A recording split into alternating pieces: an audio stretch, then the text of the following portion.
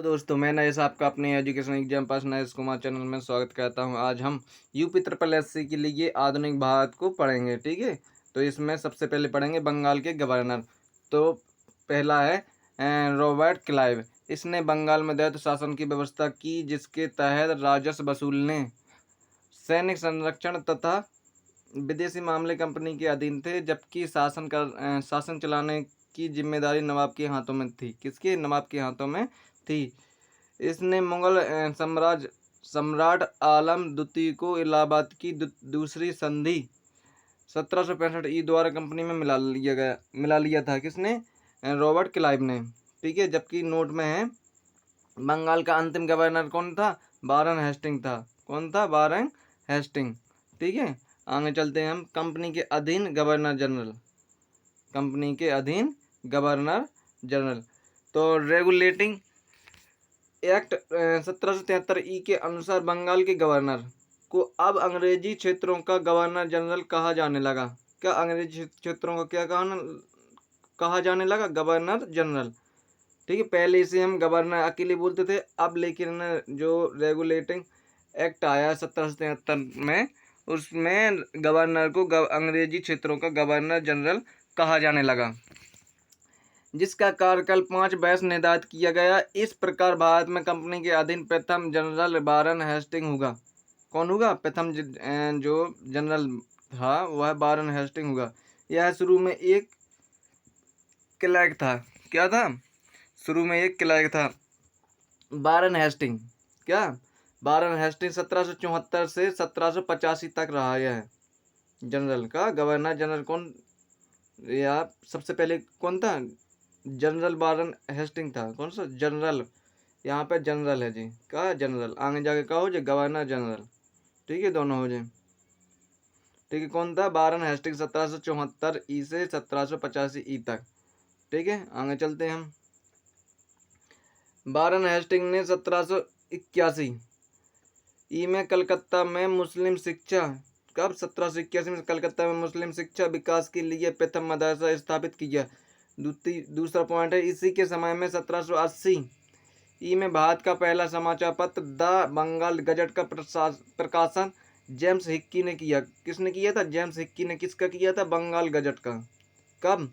1780 में। ठीक है, इसी के समय में रेगुलेटिंग एक्ट के तहत 1974 ई में कलकत्ता में एक उच्च न्यायालय की स्थापना की। वारन हेस्टिंग के समय में बोर्ड ऑफ रेवेन्यू, क्या? बोर्ड ऑफ रेवेन्यू की स्थापना हुई। पिट्स इंडिया एक्ट 1784 को भारत आया। ध्यान करना, ये आता है पिट्स इंडिया एक्ट कब आया? तो 1784 को भारत आया। अपने कार्यकाल की समाप्ति के पश्चात जब वह 1785 ई में इंग्लैंड पहुंचा तो उस पर महाभियोग चलाया गया। किस पर? किस पर भैया? महाभियोग चलाया गया तो वारन हेस्टिंग पर। ठीक है, 1785 में। ठीक है, आगे चलते हैं हम। चलाया गया। अब एक लॉर्ड कॉर्नवालिस का, लॉर्ड कॉर्नवालिस।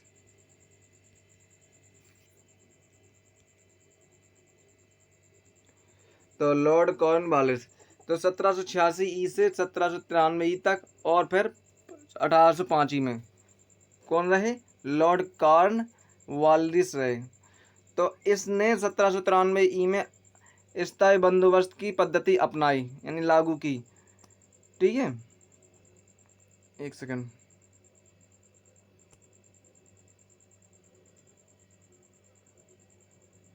ठीक है, लागू की। इसके तहत किसानों को उपज का 90% कंपनी को देना पड़ता था। स्थायी बंदोबस्त की योजना सर जॉन शोर ने बनाई। किसने बनाई थी? सर जॉन शोर ने बनाई। स्थायी जो बंदोबस्त की योजना है वो किसने बनाई थी? सर जॉन शोर ने बनाई। और कॉर्नवालिस को भारत में नागरिक सेवा का जनक कहा जाता है। किसका जनक कहा जाता है? भारत में नागरिक सेवा का जनक कहा जाता है। ठीक है, अगले गवर्नर थे हमारे, अगले थे सर जॉन शोर। कौन? Sir John Shore.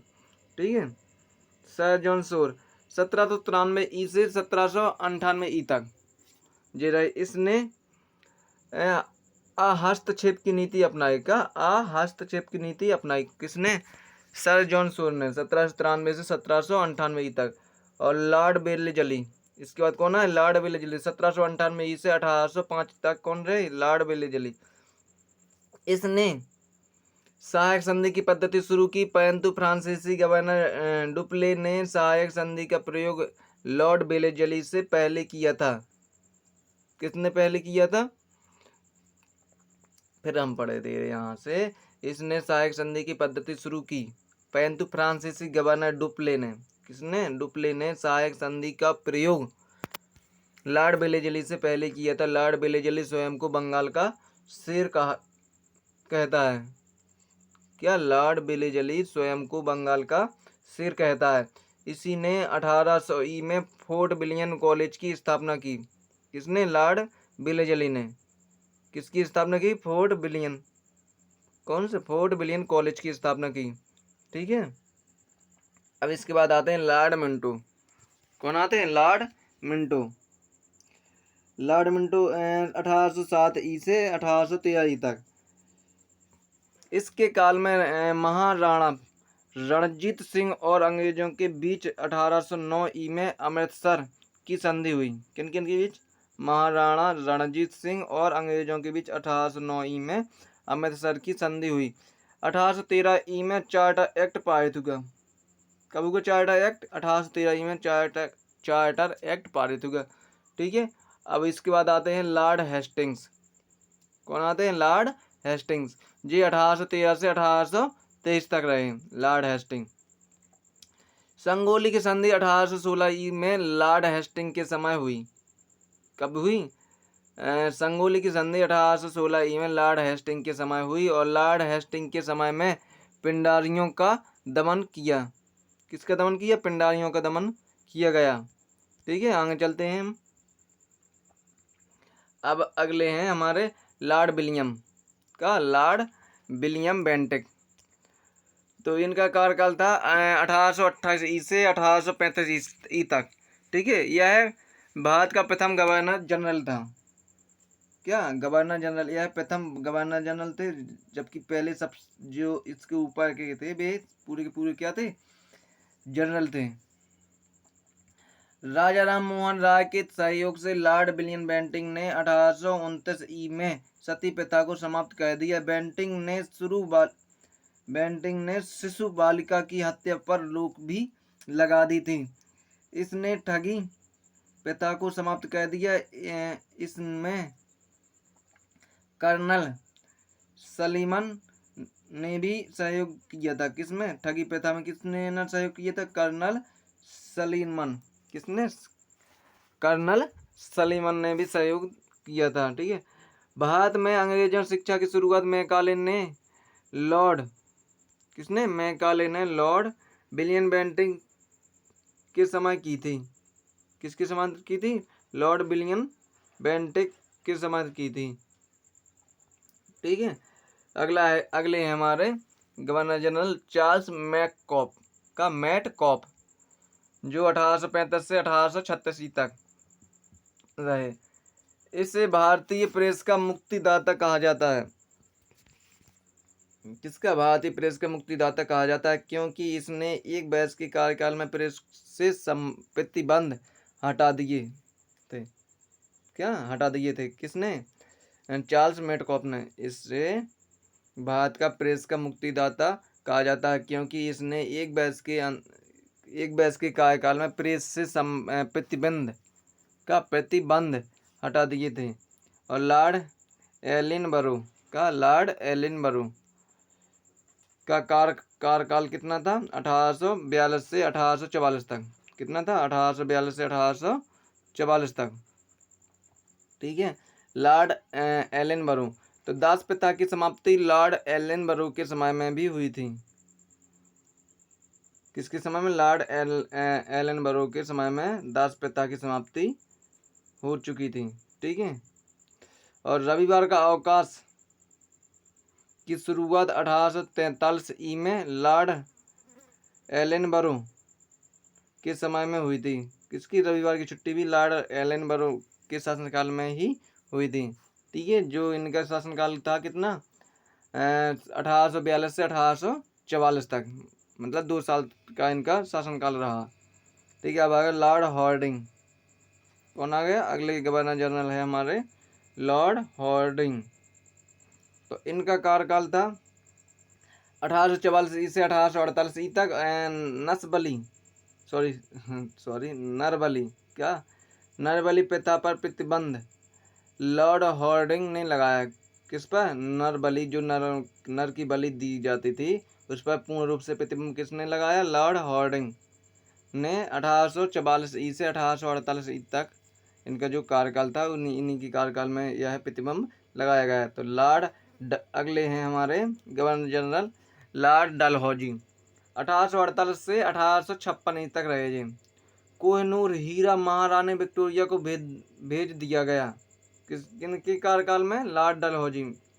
Lord Dalhousie को भारत में रेलवे का जनक माना जाता है। इसी के समय में भारत में पहली बार 16 अप्रैल 1853 में मुंबई से ठाणे के बीच 34 किलोमीटर प्रथम रेल चलाई गई। इसने शिमला को ग्रीष्मकालीन राजधानी बनाया। किसको, शिमला को ग्रीष्मकालीन राजधानी बनाया। किसने, लॉर्ड डलहौजी ने। इसका कार्यकाल कितना था, 1848 से 1856 तक। ठीक है, राजधानी बनाया था किसको, शिमला को। ध्यान करो, इसके कार्यकाल में रेलवे भी चलाई गई। कितनी रेलवे, कहाँ से कहाँ तक चलाई गई, 16 अप्रैल 1853 में ठाणे से मुंबई से ठाणे के बीच 34 किलोमीटर चलाई गई थी। ठीक है, इसी के समय क्या, इसी के समय में 1853 में कलकत्ता और आगरा के बीच तार सेवा भी शुरू की गई। किस किस के बीच, कलकत्ता और आगरा के बीच तार सेवा शुरू की गई। ठीक है, एक सेकंड।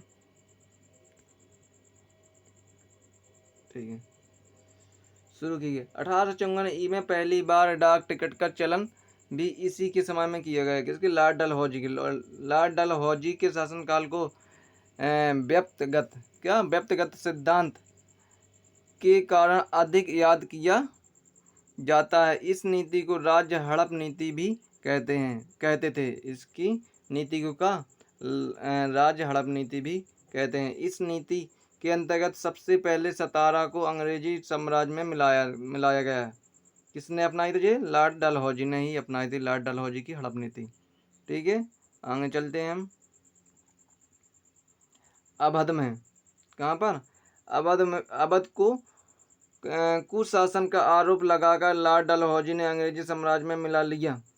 उस समय अवध का नवाब बाजिद अली था। कौन था, बाजिद अली था। अवध का नवाब कौन था, बाजिद अली था। इसने 1854 में लोक सेवा विभाग की स्थापना की। किसने, लॉर्ड डलहौजी ने 1854 में लोक सेवा विभाग की स्थापना की।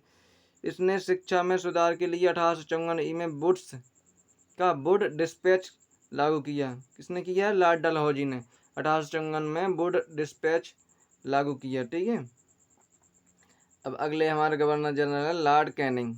कौन है, लॉर्ड कैनिंग। इनका कार्यकाल कितना है, 1856 से 1862 तक। कितना है, 1856 से 1862 तक। ठीक है, तो भारत का प्रथम बादशाह लॉर्ड कैनिंग था। ठीक है, इसी के समय में 10 मई 1857 को क्रांति मेरठ से शुरू हुई। ठीक है, इस क्रांति का यह परिणाम होगा कि ईस्ट इंडिया कंपनी के शासन का अंत हो गया। ठीक है, तथा शासन की बागडोर इंग्लैंड की महारानी के हाथ में पहुंच गई। ठीक, ईस्ट इंडिया कंपनी की स्थापना 1600 ई में हुई थी। कब हुई थी ईस्ट इंडिया कंपनी की शुरुआत, 1600 ई में हुई थी। ठीक है, आगे चलते हैं हम। लॉर्ड कैनिंग के समय है ना।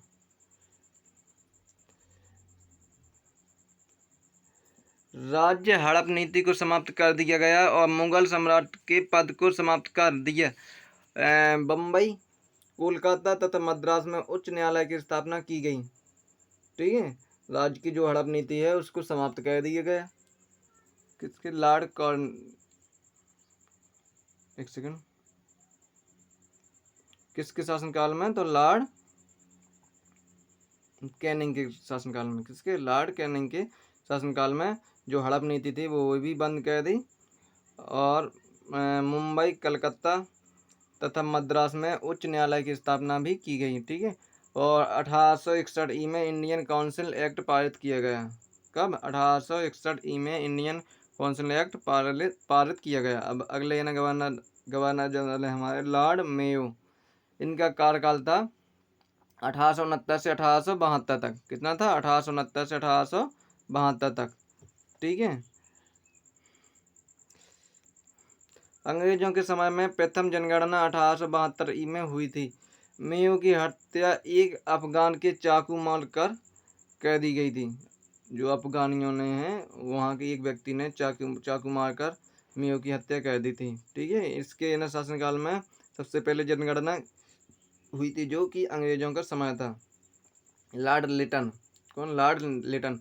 1876 ई से 1880 तक।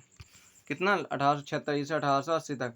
तो 1878 में वारनाक्यूलर एक्ट, प्रेस एक्ट पारित हुआ, जिसके अंतर्गत भारत के समाचार पत्रों पर पूर्ण रूप से प्रतिबंध लगा दिया गया। किसके अनुसार? वारनाकुलर एक्ट के द्वारा। ठीक है। भारत के समाचार पत्रों पर पूर्ण रूप से प्रतिबंध लगा दिया गया। आर्म्स एक्ट द्वारा भारतीयों से हथियार, जो आर्म्स एक्ट द्वारा भारतीयों से हथियार रखने का अधिकार भी छीन लिया गया। ठीक है। किसके द्वारा? आर्म्स एक्ट के द्वारा। जो आर्म्स एक्ट लागू किया गया उसमें भारतीयों से हथियार रखने का अधिकार भी छीन लिया गया। लॉर्ड रिपन 1880 से 1884 तक। तो 1882 ई में लॉर्ड रिपन ने वारनाकुलर एक्ट को समाप्त कर दिया। किसने? लॉर्ड रिपन ने। और स्थानीय स्वशासन का जनक लॉर्ड रिपन को माना जाता है। 1881 में नियमित जनगणना लॉर्ड रिपन के समय में, क्या नियमित जनगणना लॉर्ड रिपन के समय में शुरू हुई। ठीक है। और एक सेकंड, 1881 ई में प्रथम कारखाना अधिनियम लॉर्ड रिपन के द्वारा चलाया गया। क्या? प्रथम कारखाना अधिनियम लॉर्ड रिपन के द्वारा चलाया गया। इसी के समय में एल्बर्ट बिल भी पेश किया गया। किसके? लॉर्ड रिपन के। अब आ गए हैं लॉर्ड डफरेन। कौन से हैं? लॉर्ड डफरेन। तो 1884 ई में ई से 1888 तक कौन रहे? लॉर्ड डफरेन। 28 दिसंबर 1885 ई को भारतीय राष्ट्रीय कांग्रेस की स्थापना हुई। किसके कार्यकाल में? तो ना लॉर्ड डफरेन के कार्यकाल में। ठीक है। लॉर्ड कायजन। अब कौन आ गया? 1899 से 1805 तक किसका कार्यकाल है? लॉर्ड कायजन का। ठीक है। तो इन महाशय ने क्या क्या किया? तो इन महाशय ने किया है 1904 ई में भारतीय विश्वविद्यालय अधिनियम पारित हुआ। और दूसरा पॉइंट है भारतीय पुरातत्व विभाग की स्थापना 1904 ई में हुई। और इसके द्वारा भारतीय इमारतों की तरफ ध्यान दिया गया। और 1905 ई में लॉर्ड कायजन ने बंगाल का विभाजन किया। किसने? लॉर्ड कायजन ने 1905 में बंगाल का विभाजन किया। ठीक है। इसके बाद अगले हैं लॉर्ड मिंटो। कौन है? Lord Minto. ठीक है। तो लॉर्ड मिंटो द्वितीय 1905 ई से 1910 ई तक इनका कार्यकाल रहा। लॉर्ड मिंटो ने 1906 ई में मुस्लिम लीग की स्थापना सलीम उल्लाह तथा आगा खां ने ढाका में की थी। और 1907 ई में कांग्रेस का सूरत अधिवेशन में विभाजन हो गया। किसके कार्यकाल में? लॉर्ड मिंटो के कार्यकाल में। और यह गर्म दल और नरम दल में विभाजित हो गई। मुसलमानों के लिए निर्वाचन व्यवस्था मार्ले मिंटो सुधा अधिनियम 1909 ई में पारित किया गया। कब किया गया? 1909 ई में पारित किया गया। मुसलमानों के लिए निर्वाचित व्यवस्था मार्ले मिंटो सुधार अधिनियम 1909 में पारित किया गया। किसके कार्यकाल में? लॉर्ड मिंटो के कार्यकाल में। ठीक है। आगे हैं अपने लॉर्ड डफरेन, सॉरी लॉर्ड हॉर्डिंग द्वितीय। कौन से? लॉर्ड हॉर्डिंग द्वितीय। तो लॉर्ड हॉर्डिंग द्वितीय का कार्यकाल है 1910 से 1916 तक। इसके समय में ब्रिटेन के राजा जॉर्ज पंचम भारत 1911 ई में आए तथा 1911 ई में बंगाल विभाजन को रद्द कर दिया गया। जो 1905 में लॉर्ड काइजर ने किया, वो बंगाल का विभाजन करके गए थे वो, तो इनने का लॉर्ड हॉर्डिंग द्वितीय जो 1910 से इनका कार्यकाल है 1916 तक। तो 1911 में जैसे JNM भारत आए तो इनने क्या सबसे पहले बंगाल विभाजन को रद्द कर दिया। 1912 में कलकत्ता से बदलकर भारत की राजधानी दिल्ली बनाई। 1912 ई में लॉर्ड हॉर्डिंग द्वितीय के ऊपर दिल्ली में बम फेंका गया। इस कांड में भाई बाल मुकुंदा को फांसी दी गई। किसको? भाई बाल मुकुंदा को फांसी दी गई। ठीक है, आगे चलते हैं हम। प्रथम विश्व युद्ध 1914 ई में लॉर्ड हॉर्डिंग द्वितीय के समय में शुरू हुआ था। कौन? जो प्रथम विश्व युद्ध जो लॉर्ड हॉर्डिंग द्वितीय के समय में हुआ था 1914 में। ठीक है, अब है लॉर्ड जेम्स फोर्ड। कौन से? Lord James Ford. ठीक है, यह 1916 से 1921 तक रहे।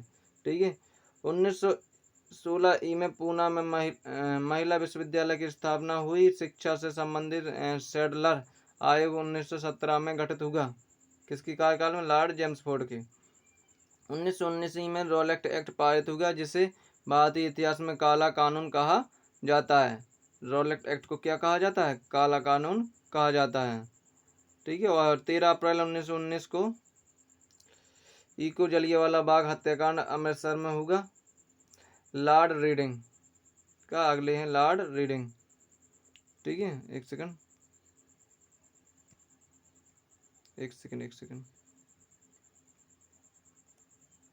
अरे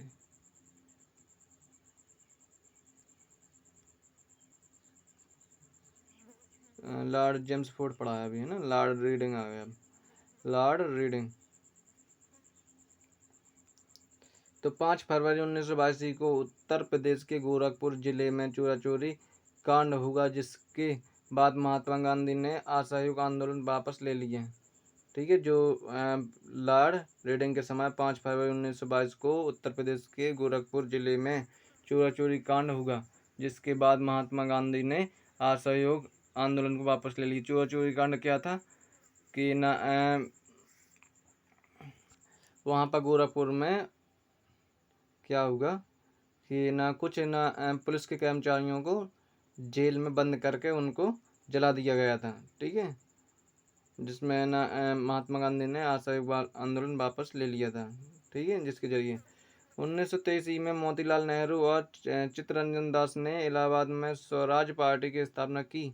किसने? मोतीलाल नेहरू और चित्तरंजन दास ने इलाहाबाद में स्वराज पार्टी की स्थापना की। 1921 में मोफला विद्रोह केरल से शुरू हुआ। कहाँ से हुआ? केरल से शुरू हुआ। कौन सा विद्रोह? मोफला विद्रोह। ठीक है, अगला है हमारा लॉर्ड इरविन। अगले गवर्नर जनरल कौन है? Lord Irwin. ठीक है, लॉर्ड इरविन। इनका कार्यकाल कितना है? तो इनका कार्यकाल है 1926 से 1931 ई तक। कितना? 1926 से 1931 ई तक। 3 फरवरी 1928 को साइमन कमीशन मुंबई पहुंचा। कब? 3 फरवरी 1928 को। इसका विरोध करने पर लाला लाजपत राय की लाठी से पीटकर हत्या कर दी गई।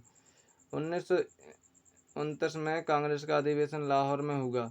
इस अधिवेशन में अध्यक्ष पंडित जवाहरलाल नेहरू ने इस अधिवेशन में 26 जनवरी 1923 ई को स्वतंत्रता दिवस मनाने की घोषणा की। ठीक है, कब? 1929 में कांग्रेस का अधिवेशन लाहौर में हुआ था, जब ना जो अध्यक्ष कौन थे? जवाहरलाल नेहरू। और इनने वहाँ पर घोषणा की थी कि 26 जनवरी 1930 ई को स्वतंत्रता दिवस हम मनाएंगे। ठीक है, लाहौर अधिवेशन में पूर्ण स्वराज की मांग की गई। किसकी? पूर्ण स्वराज की मांग की गई। ठीक है, किसके कार्यकाल में? तो लॉर्ड इरविन के कार्यकाल में। गांधी इरविन समझौता। कौन सा? गांधी इरविन समझौता 1931 में हुआ। गांधी इरविन समझौता कब होगा? 1931 में होगा। अगले हैं लॉर्ड वेलिंगटन। कौन है? लॉर्ड वेलिंगटन, 1931 से 1936 तक। तो 16 अगस्त 1932 में रैमजे मैकडोनाल्ड ने विवादास्पद सांप्रदायिक पंचायत की घोषणा की। किसने? रैमजे मैकडोनाल्ड ने। ठीक है, इसके अनुसार दलितों को अलग प्रतिनिधित्व देने को कहा गया। क्या कहा गया? प्रतिनिधित्व देने को कहा गया। 1932 में पूना समझौता महात्मा गांधी और भीमराव अंबेडकर के बीच में होगा। कौन सा समझौता हो गया? पूना समझौता। बिहार में 1934 ई में भयंकर भूकंप आया। भारत सरकार अधिनियम 1935 पास किया गया। कब किया गया? 1935 पास किया गया भारत सरकार अधिनियम। ठीक है, ध्यान करना कहाँ पर ना भूकंप आया? बिहार में भूकंप आया। अगले हैं हमारे गवर्नर जनरल लॉर्ड लिलिथ गो। कौन? लॉर्ड लिलिथ गो, 1936 से 1943 तक। इसके समय में पहली बार चुनाव कराए गए। कांग्रेस ने 11 में से 8 प्रांतों में अपनी सरकार बनाई। 1 सितंबर 1939 को द्वितीय विश्व युद्ध प्रारंभ हुआ। कब? 1 सितंबर 1939 को द्वितीय विश्व युद्ध प्रारंभ हुआ। कांग्रेस ने इसमें नारा दिया, ना कोई भाई ना कोई पाई। ठीक है, 1940 को अगस्त प्रस्ताव अंग्रेजों के द्वारा लाया गया। किसके द्वारा? 1940 को अगस्त प्रस्ताव अंग्रेजों के द्वारा लाया गया। 1942 में क्रिप्स मिशन भारत आया। क्या आया? क्रिप्स मिशन 1942 में भारत आया। ठीक है, आगे चलते हैं। लॉर्ड बीबल।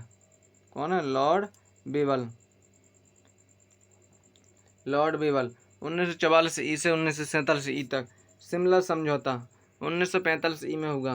कब होगा? 1945 ई में शिमला समझौता हो गया। कैबिनेट मिशन 1946 ई को भारत आया, जिसमें 3 सदस्य थे।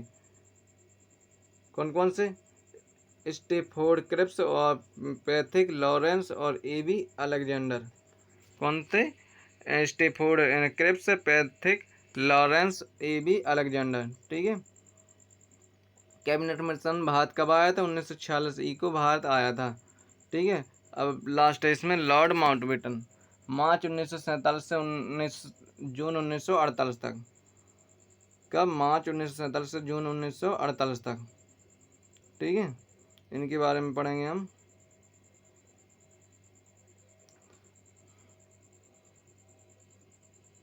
एक सेकंड। Lord Mountbatten.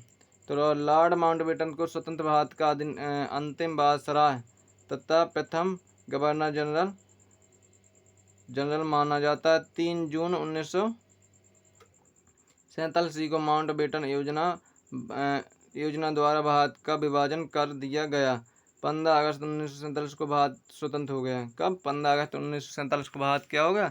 स्वतंत्र हो गया। ठीक है, अगला पॉइंट है हमारा 1800 एक सेकंड हो गया। ठीक है, अगला पॉइंट है हमारा 1857 की क्रांति। ठीक है, तो 29 मार्च 1857 को 1857 को मंगल पांडे नामक एक सैनिक ने बैरकपुर में गाय की चर्बी मिले कारतूसों को मुंह से काटने से स्पष्ट मना कर दिया, जिसके बाद उसे गिरफ्तार कर लिया और 8 अप्रैल 1857 को फांसी दे दी गई। ठीक है, मंगल पांडे 34वीं रेजिमेंट का सैनिक था। बंगाल का नोट 1857 की क्रांति के समय भारत का गवर्नर कौन था? एक सेकंड। भारत का गवर्नर था लॉर्ड कैनिंग। कौन था भारत का गवर्नर 1857 की क्रांति के समय? कौन था? Lord Canning.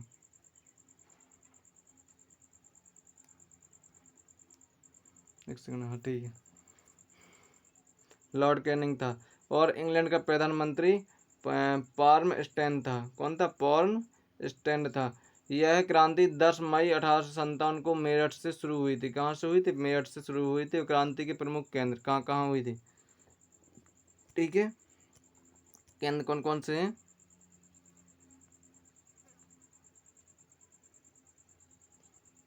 दिल्ली।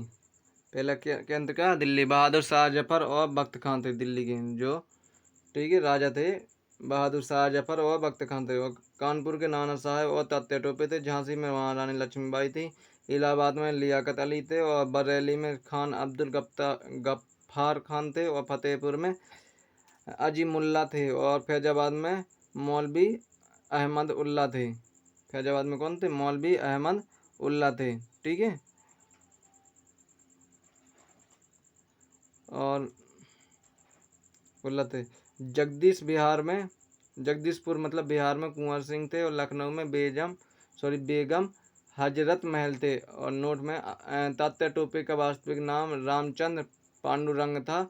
और 1859 में अंग्रेजों ने इन्हें फांसी पर लटका दिया था, ठीक है।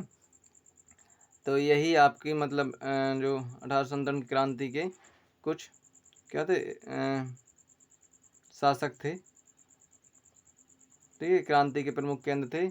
और वहाँ पर कौन राजा थे, ठीक है, जैसे दिल्ली के बहादुर शाह जफर हैं। और कानपुर के नाना साहब और तात्या टोपे ने मतलब कानपुर में लड़ाई लड़ी थी किनसे, अंग्रेजों ने, ठीक है। तो यही सब था आज के ना क्लास में, ठीक है। तो आज हम भारत का, एक सेकेंड, आज हम आधुनिक भारत पढ़ चुके हैं, ठीक है। बंगाल के गवर्नर, ठीक है, पूरे के पूरे पढ़ चुके हैं आज हम, ठीक है। तो आशा करता हूँ यह वीडियो आपको अच्छी लगी होगी। Thank you for watching video, धन्यवाद।